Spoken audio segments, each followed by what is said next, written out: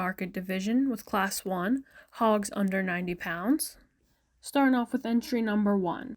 I think this little white gilt is super attractive from the side profile, and I think she's really athletic when she's on the move. However, for me, I think she wants to get a little bit narrow when studying her from behind. I'd also really like to change this one's rear legs, as they seem to hock in just a slight bit. However, I do think she'll finish out really nicely for this exhibitor. Moving on to entry number 2. I think this gilt is one of the larger framed hogs in this class. She's super level over her top line and shows a good amount of muscle shape throughout, and she walks around really tall and proud on a good set in feet and legs. This gilt is super long-bodied and deep-sided. However, if I could change this one, I'd like to give her a tad bit more bone to stand on. Although, not to take anything away from a good pig, she's going to be our class winner. Moving on to entry number 3. This hog is definitely the largest pig in the class, but maybe at this stage in the game, I think he might be a little too waisty. However, when studying this one, he's really wide over his top, and he carries nice muscle shape all the way down through his hams. However, he just comes up short at the ground. I'd really like to see this one balance out a little better from top to bottom. Moving on to entry number 4. I think for me today, this pig just lacks adequate muscle shape and overall capacity compared to the pigs above her today. I do appreciate her larger frame size, but I would really like to see more natural muscling and shape over her entire body. Overall, a really good class to start out the market division. Moving on to our second class, these pigs are weighing from 91 pounds to 110 pounds. Starting off this class with entry number 5. This pig is super long-sided and really good structured. However, she just gets outpowered in this class today. I'd really like to change this one and make her a bit deeper in her side and give her a little bit more mass overall. Moving on to entry number 6. When studying this one, she's very correctly made, and I really think it's hard to find a hole in this one. From the side profile, you can see the natural muscle shape all throughout this one's body. When you get behind her, she doesn't disappoint either. She's super wide-based, and she carries that all the way down throughout her hams. She is a bit on the heavier side, but she's not overweight at this stage either. She's going to be our class winner for today. Moving on to entry number 7. This gilt is a bit smaller frame than the previous gilt, but she's not lacking in size or shape. This one has a tremendous amount of muscle shape as well. However, for me, she gets a tad bit waisty in her jowl. And when you study her on the move, she gets a tad bit choppy in her stride. Moving on to entry number 8.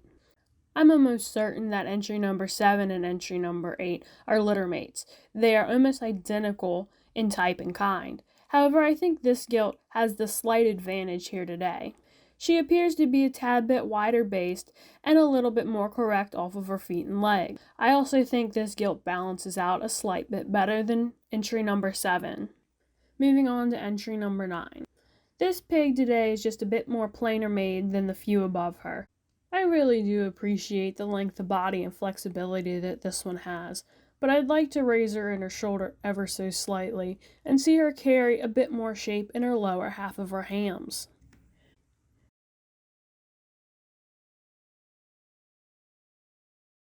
Moving on to our final class of market hogs. These hogs are weighing 190 pounds and over. Starting off our class with entry number 10. I think we start this class off with a larger framed, more moderately styled hog. He does have a nice profile, however, I think he's lacking natural muscle shape and added width from behind. I think this one is very deep-sided. However, I think he might just be a little bit too waisty for me today.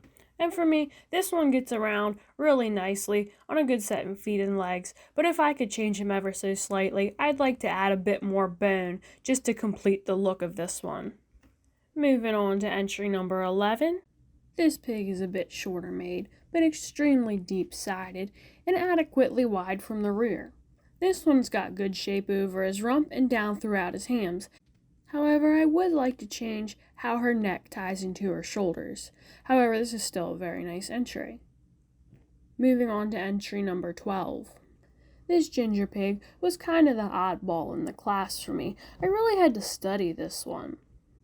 I think this one appears to be very thick-backed and has an adequate shape throughout her hams. However, I'd like to add a little bit more of bone to this one just to balance out her look.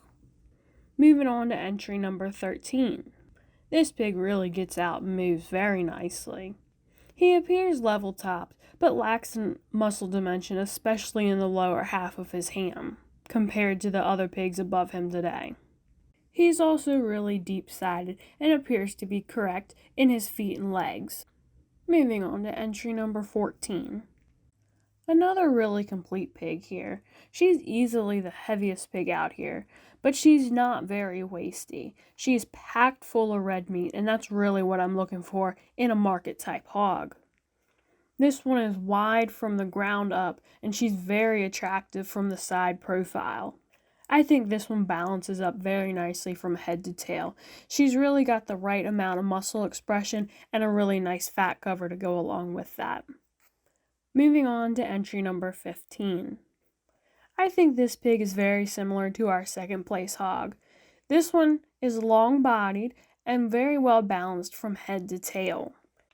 She appears to have a very nice long level top line and appears to have good muscle shape, but I think she's lacking just a little bit in her lower half of her ham. But I also think this one is a bit finer boned than the second place entry in this class.